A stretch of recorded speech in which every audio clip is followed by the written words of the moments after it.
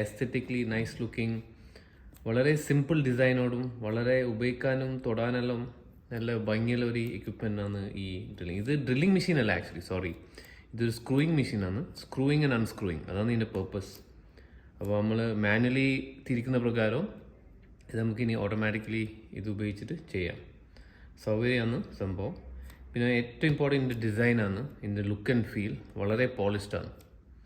അപ്പോൾ ഇത് യോമീൻ്റെ നല്ല ഹോട്ട് സെല്ലിങ് പ്രൊഡക്റ്റാണ്. അപ്പോൾ ഇത് നമുക്കൊന്ന് അൺബോക്സ് ചെയ്ത് നോക്കാം. ഞാൻ ഇത് ആമസോണിൽ 100 ദിർഹമിന് വാങ്ങിയതാണ്.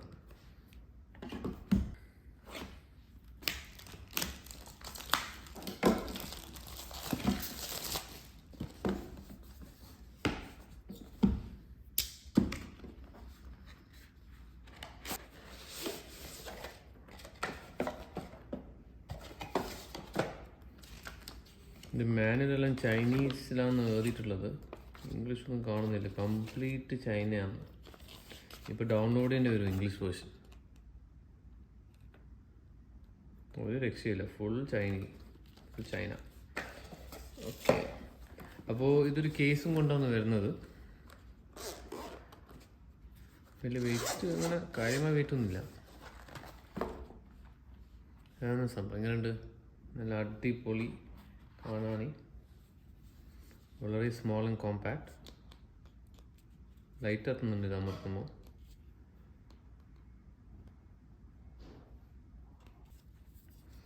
ഇതാണ് ഇതിൻ്റെ USB-C ചാർജിങ് പോർട്ടാണിത്.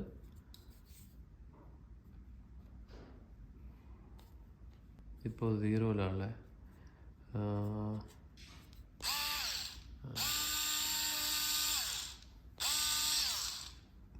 അപ്പോൾ ഇതാണ് ഇതിൻ്റെ വർക്കിംഗ്.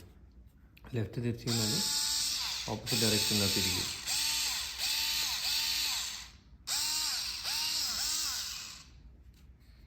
ഇത് അപ്പോൾ ഇവിടെ കാണുക, ലെഫ്റ്റ് തിരിക്കുക, അല്ലെങ്കിൽ റൈറ്റ് തിരിക്കുക, അല്ലെങ്കിൽ നിൽ. അപ്പോൾ ഇവിടെ ഒരു ചെറിയൊരു ലൈനുണ്ട്, ആ ലൈനാണ് ഡിറ്റർമൈൻ ചെയ്യുന്നത്. ഇത് 0 ഒന്നാവില്ല, ലൈറ്റ് മാത്രം കത്തും. റൈറ്റ് ചെയ്യുക.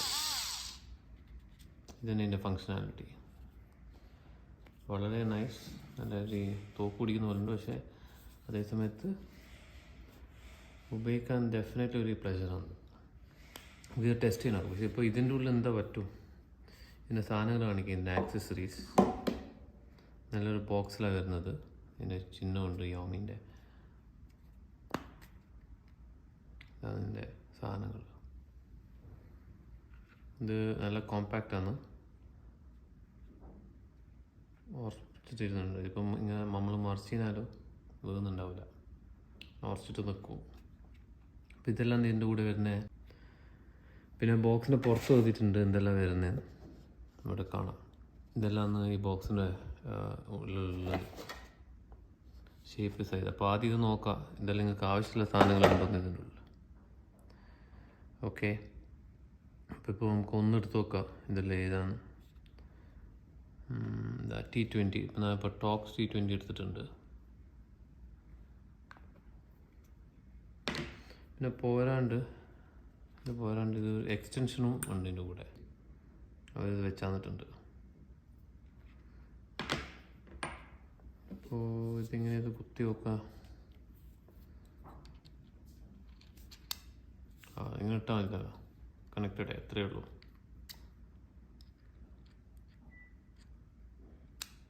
ഫിനിഷ്ഡ്.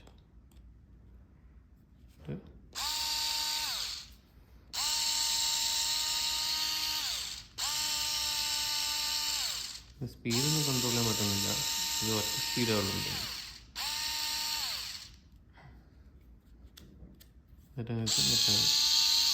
Opposite direction.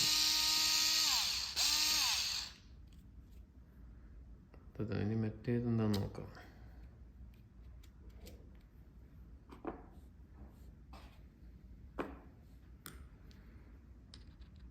ഇതെങ്ങനെയാണ്?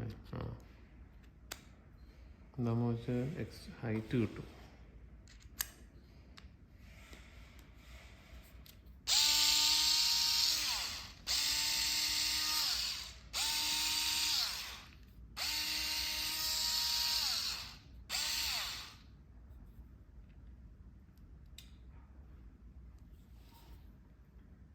പിന്നെ അതിനോട് ഒരു ചാർജിങ് കേബിളും വരുന്നുണ്ട്. ഇതാണ് ചാർജിങ് കേബിൾ. ചെറിയൊരു കേബിളാണ്. ഏതായാലും തുറന്നു നോക്കാം. ഇതാ ഇത്രയേ ഉള്ളൂ. ഇത്ര ചെറിയ കേബിൾ. ഇത് ആകെയുള്ളൊരു ഡ്രോബാക്ക്. വേറെ പ്രശ്നമൊന്നുമില്ല. പിന്നെ ഓരോ ഡ്രില്ല് അതിൻ്റെതായ പേരുണ്ട്. P22, talks T15, H4, PH2, PH1, SL4, P22,